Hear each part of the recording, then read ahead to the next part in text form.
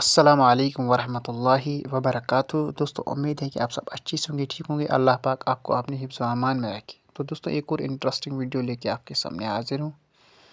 تو دوست ویڈیو کو سٹارٹ سے لے کے اینڈ تک دیکھنا۔ ویڈیو اچھی لگے تو لائک کامنٹ شیئر ضرور کرنا، ساتھ ساتھ اگر چینل پہ نئے ہو تو چینل کو سبسکرائب ضرور کرنا۔ تو آئیے کرتے ہیں سٹارٹ آج کا اپنا ویڈیو۔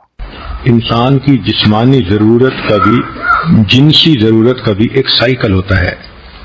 نو بیاہتا جوڑے آپس میں زیادہ جلدی ملتے ہیں، بڑھاپا آ جاتا ہے تو زیادہ وقفہ ہو جاتا ہے، لیکن شریعت کے تعلیمات کو دیکھیں تو یوں محسوس ہوتا ہے کہ ایک ہفتے کا وقفہ ایک مناسب وقفہ خیال کیا گیا ہے جس پر زندگی کا لمبا عرصہ انسان عمل کر سکتا ہے۔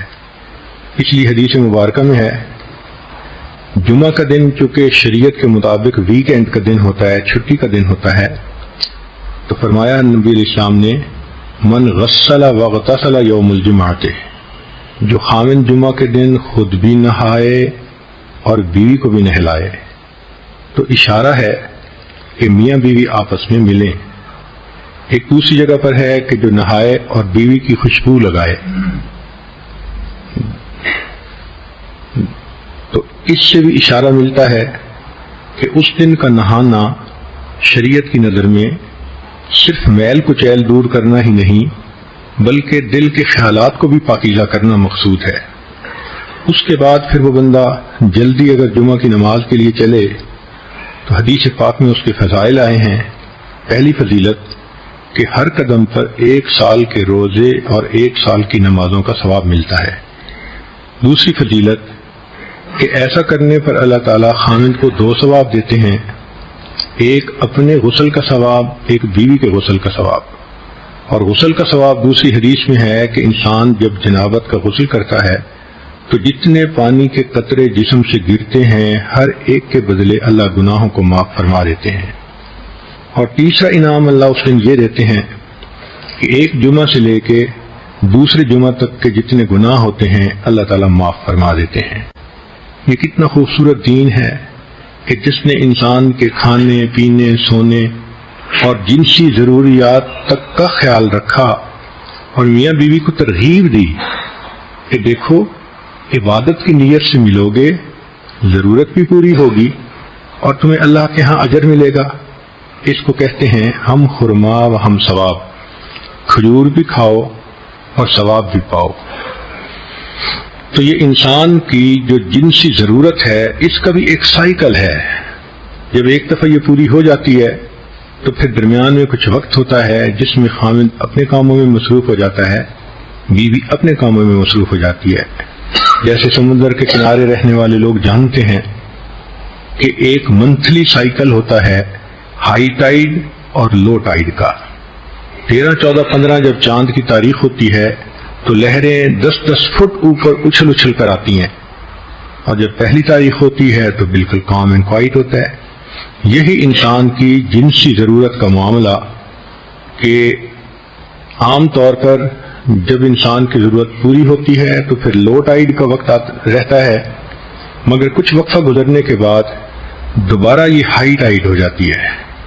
اس میں بھی اللہ کی ایک حکمت ہے کہ اگر ہر وقت میاں بیوی پر ہائی ٹائیڈ کی کنڈیشن رہتی تو مرد تو پھر گھر میں ہی پڑے رہتے، عورتوں کے طواف میں ہی مشغول رہتے، نہ کوئی کاروبار کر سکتا نہ کوئی فیکٹری چلا سکتا۔ عورتوں کا بھی معاملہ اسی طرح کہ وہ بھی بچوں سے لاپرواہ ہوتی، ہر وقت خامند کی بغل میں گھسی رہتی۔ تو اللہ رب العزت نے کتنی خوبصورت زندگی دی ہے کہ جس میں ہر چیز کا خیال رکھا گیا۔ تو وقفے سے صحت بھی برقرار اور پھر وقفے سے ملنے سے محبت کا احساس بھی زیادہ ہوتا ہے۔ اس کے علاوہ بھی انسان کو ضرورت پیش آ سکتی ہے، انسان ہے، صرف ایک ہفتے ہی کا تو مسئلہ نہیں لکھا شریعت نے، اجازت تو ہر وقت دی ہے۔ چنانچہ شریعت نے کہا کہ مرد اگر باہر پھر رہا ہو اور اس کی نظر کسی غیر محرم پر پھرے اور اس کے دل میں اس کا خیال آ جائے، نبی اسلام نے فرمایا کہ اس کو چاہیے کہ گھر آئے اور اپنی بیوی سے مل لے۔ جو کچھ اس عورت کے پاس تھا وہی کچھ گھر میں بیوی کے پاس ہوگا۔ کتنی خوبصورت تعلیمات ہیں کہ جو کچھ تم باہر ڈھونڈتے ہو جب تمہیں گھر میں ملتا ہے تو پھر گناہ کرنے کی کیا ضرورت ہے؟ اسی طرح نبی علیہ الصلوۃ والسلام کی سنت مبارکہ ہے، جب آپ سفر پہ تشریف لے جانے لگتے تھے تو اپنے اہل خانہ سے ملاپ کرتے تھے۔ حدیث پاک میں ہے کہ حجۃ الوداع کے موقع پر نبی السلام نے احرام باندھنا تھا تو جتنی ازواج مطہرات ساتھ تھیں، اللہ کے حبیب صلی اللہ علیہ وسلم نے سب کے ساتھ وقت گزارا۔ اسی طرح سفر سے واپس آئیں تو بھی بیوی سے ملنا سنت ہے۔ کئی مرتبہ انسان کو کوئی خوشی ملتی ہے تو وہ اپنی بیوی سے قریب ہوتا ہے، بیوی کو کوئی پریشانی ہوتی ہے تو وہ خامند کا قرب چاہتی ہے۔ تو انسانی طبائع ہیں۔ شریعت نے سمجھا دیا کہ دیکھو، ایک عام سائیکل کی جو مقدار ہے وہ 1 ہفتہ ہے، اب اپنی زندگی کی ضرورتوں کو دیکھتے ہوئے اس سے کم عرصے میں بھی مل سکتے ہو، اس سے زیادہ عرصے میں بھی مل سکتے ہو۔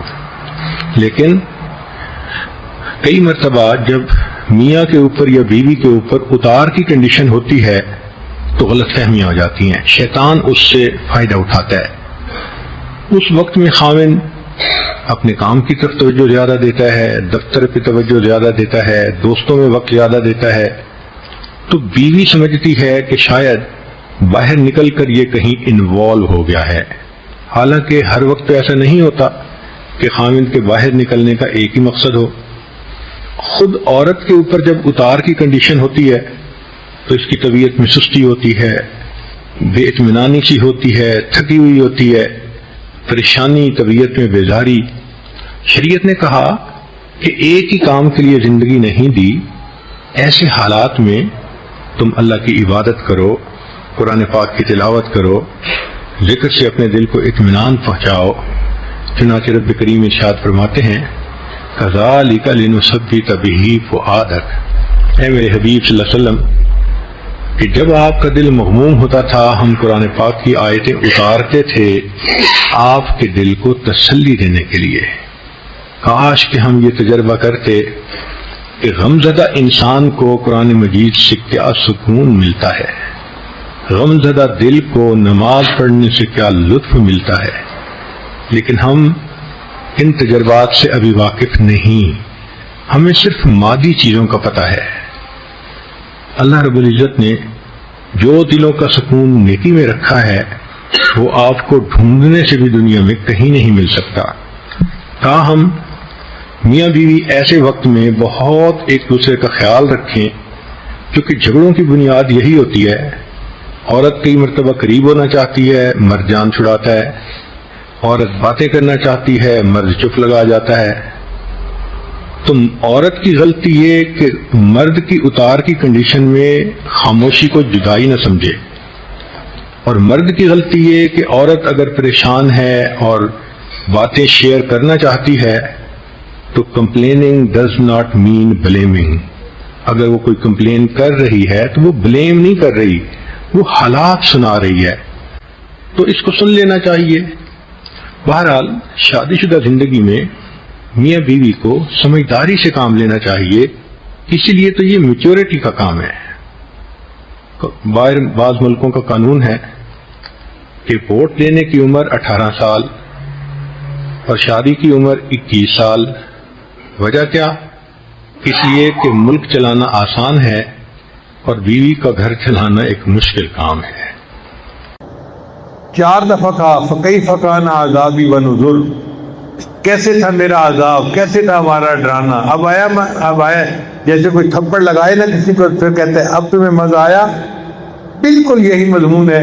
اللہ فرماتے ہیں فکیف کان عذابی ونذر، اور جلال اور ہیبت کا تقاضا بھی یہ تھا کہ اللہ تعالیٰ ایسی ڈانٹ پھیلاتے۔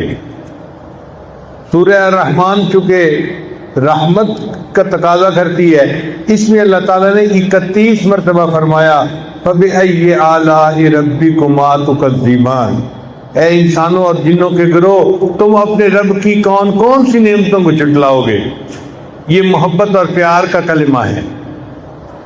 جیسے ماں اگر بچے کو ناراض ہو کے جو ہے نا غصہ کر بیٹھے اور بچہ رو پڑے تو ماں پھر کچھ کافی دیر اس کو پیار کرتی ہے، تو میرا بیٹا ہے، تو میری جان ہے، تو میرا پیارا ہے، اس کو تسلی دیتی ہے۔ اللہ تعالیٰ نے سورہ قمر میں مومنوں کو ڈانٹ پلائی اور پھر سورہ الرحمن میں 31 مرتبہ اپنے بندوں کو فرمایا تم اپنے رب کی کون کون سی نعمتوں کو جھٹلاؤ گے، دیکھو یہ میری نعمت، یہ میری نعمت۔ فَبِأَيِّ آلَاءِ رَبِّكُمَا تُكَذِّبَانِ، تم اپنے رب کی کون کون سی نعمتوں کو جھٹلاؤ گے۔ تو واقعی ہم تو اللہ تعالیٰ کی نعمتوں کو نہیں جھٹلا سکتے، اور خاص طور پر ہمارے اوپر تو اللہ کی اتنی نعمتیں ہیں، اتنی نعمتیں ہیں، وَإِن تَعُدُّوا نِعْمَتَ اللَّهِ لَا تُحْصُوهَا، تم اللہ کی نعمتوں کو گننا چاہو تم گن بھی نہیں سکتے، اتنی نعمتیں اللہ کی ہمارے اوپر ہیں۔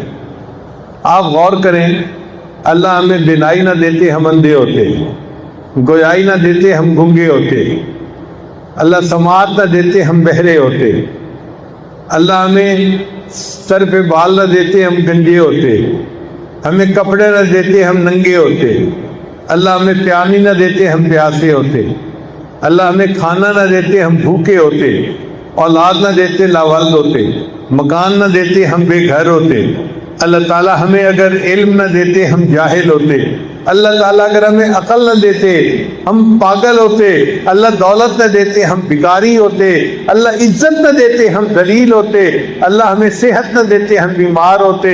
آج جو عزتوں بھری زندگی ہم گزارتے پھر رہے ہیں، یہ اللہ کا فضل اور احسان ہی تو ہے۔ ہم تو اللہ کی نعمتوں میں ڈوبے ہوئے ہیں سر سے لے کے پاؤں تک۔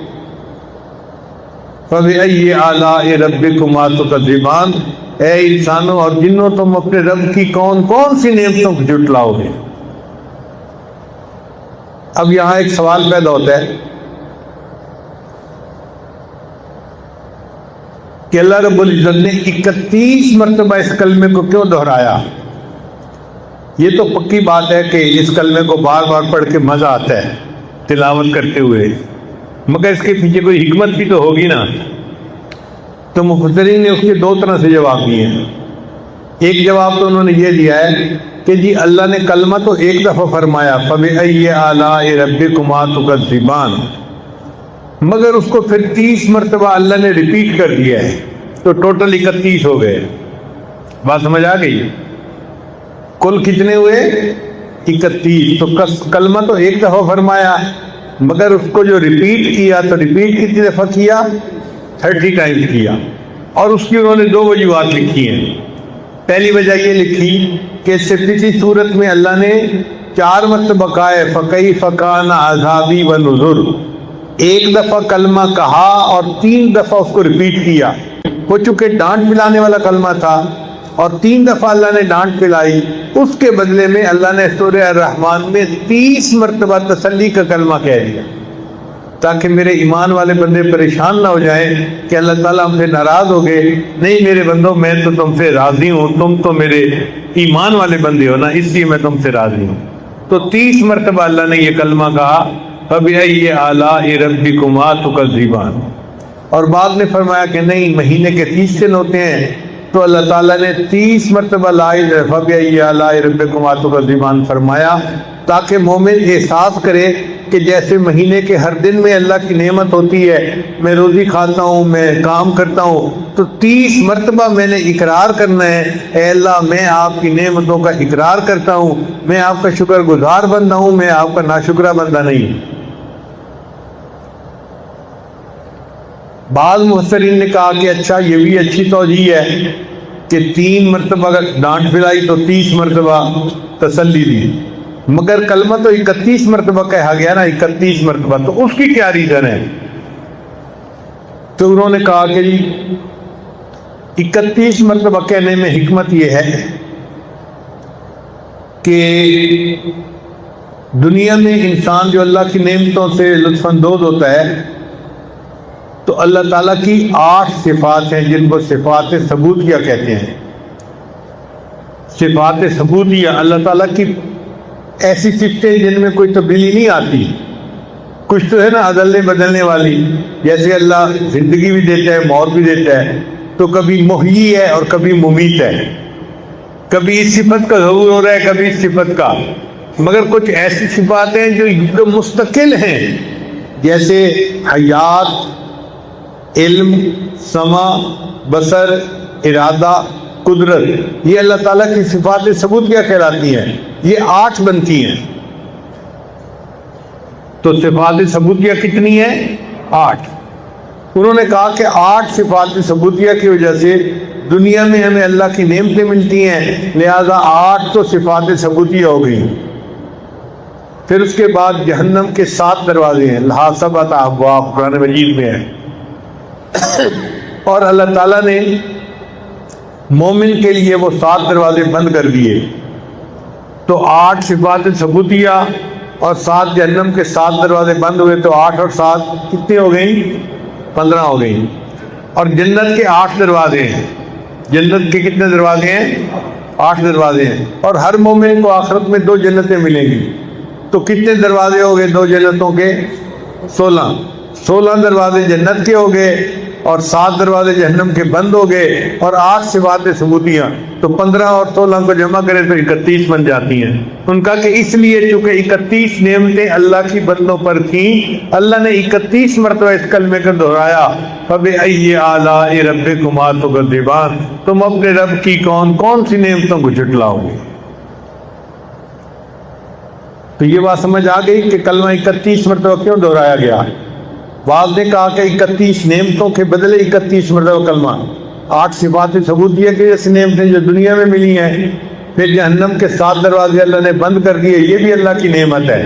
پھر 16 دروازے جنت کے کھول دیے، یہ بھی اللہ کی نعمتیں ہیں. لہذا ہم شکر ادا کرتے ہیں کہ اللہ آپ نے ہمیں اتنی نعمتیں عطا کی، ہمیں اپنے شکر گزار بندوں میں شامل فرما لیں. پھر اس کے بعد یہ سورت الرحمن کے نام سے شروع ہو رہی ہے.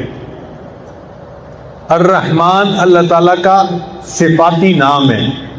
جیسے کچھ نام ہوتے ہیں نا جو بندے کے نام کے ساتھ مشہور ہو جاتے ہیں، ابو بکر صدیق، عمر فاروق، عثمان غنی، علی المرتضی، نام کے ساتھ صفاتی نام بھی شامل ہو گیا.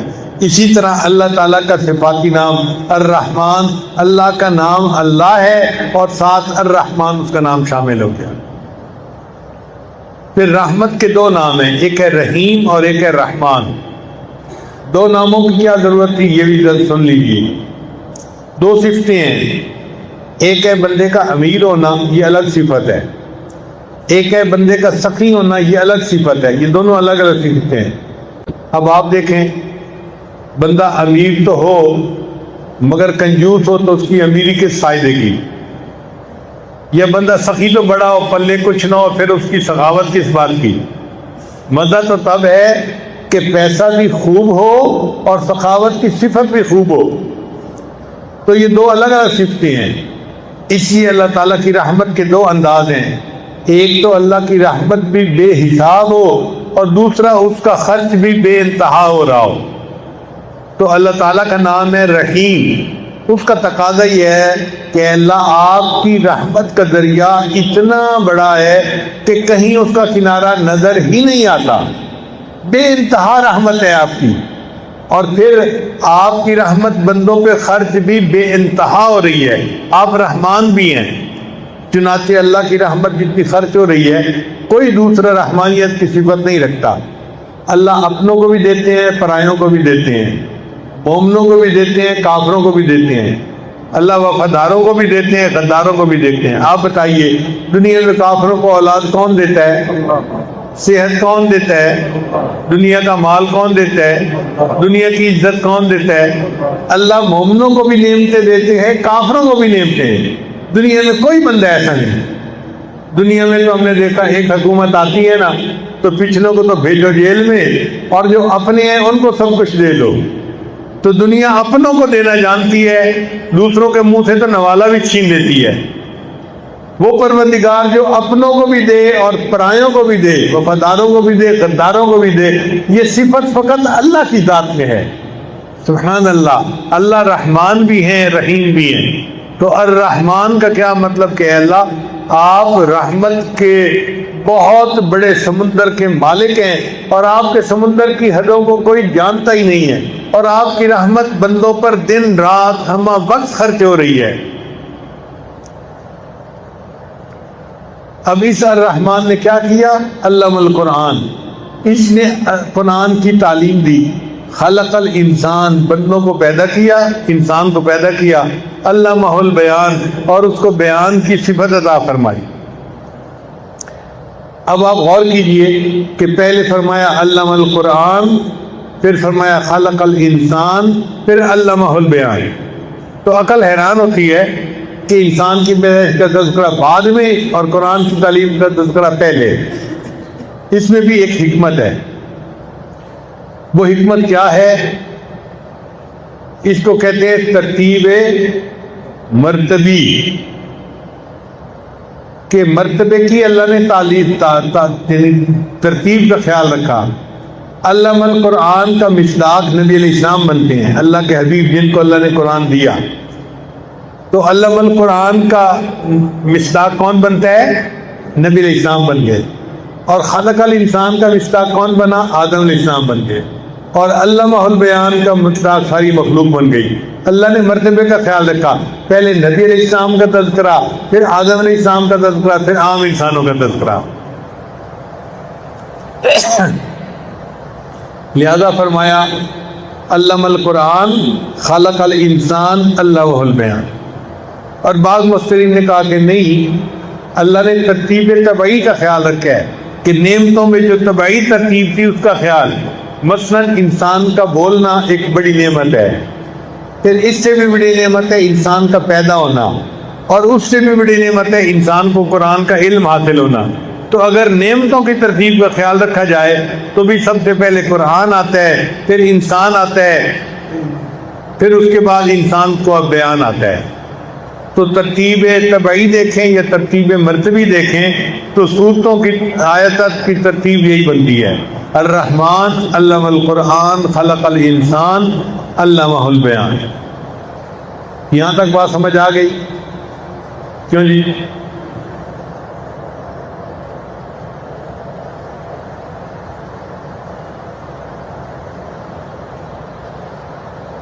اب ایک سوال پیدا ہوتا ہے، سوال یہ پیدا ہوتا ہے،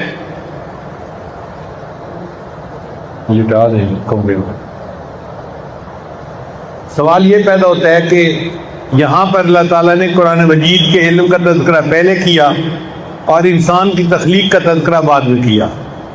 الرحمن علم القرآن خلق الانسان علمہ البیان، ایسے ہی ہے نا؟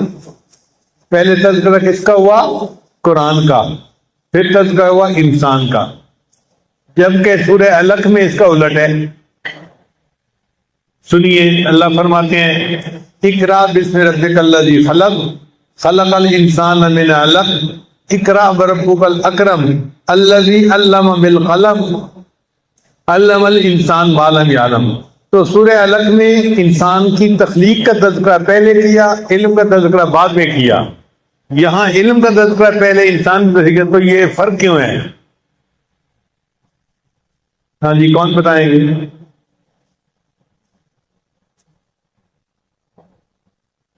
جی، انسان کو جو نعمت دونوں تھی وہ زیادہ اہمیت تھی، ہمیں تو اس کی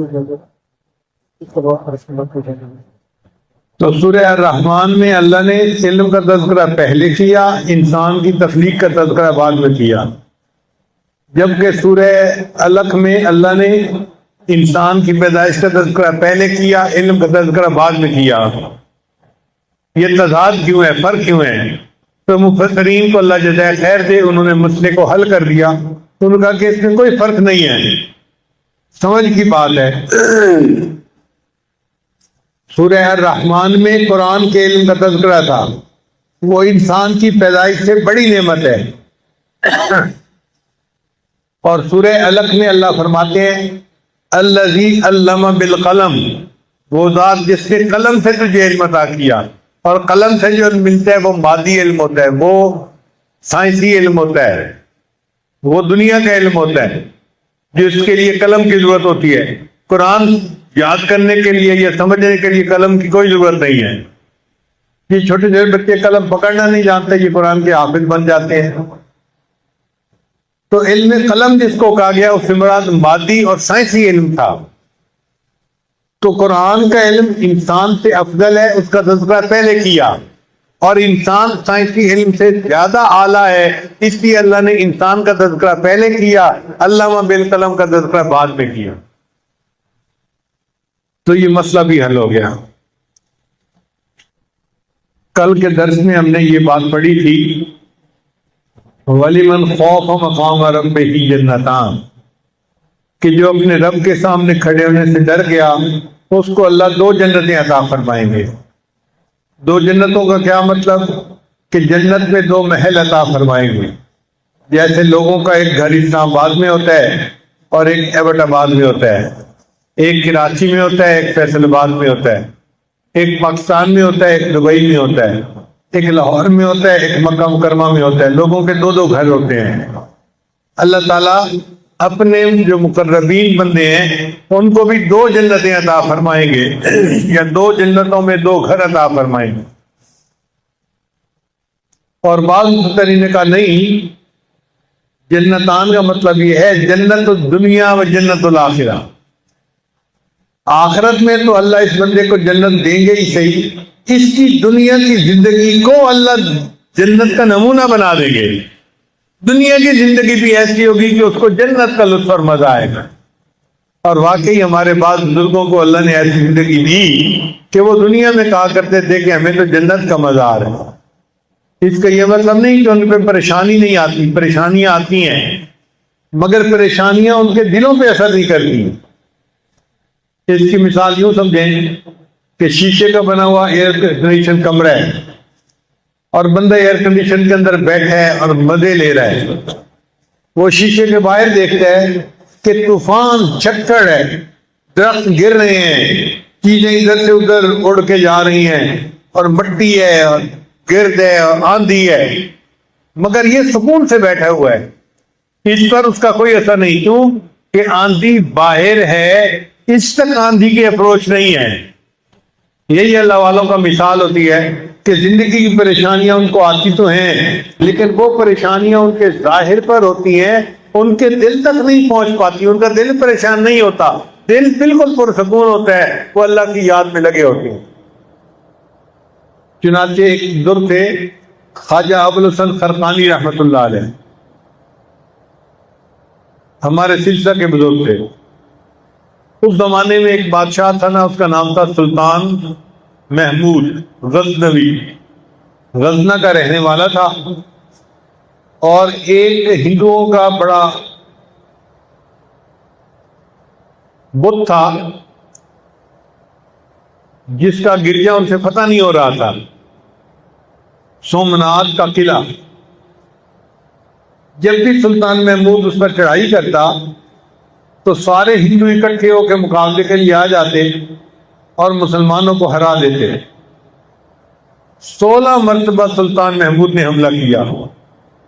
اب آپ غور کریں، 16 مرتبہ اگر پکنک پہ جائے نا تو تنگ آ جاتا ہے، یار چھوڑو پکنک کی بات، اب تو پکنک پہ جانے کو دل ہی نہیں کرتا۔ اس نے 16 مرتبہ حملہ کیا اور 16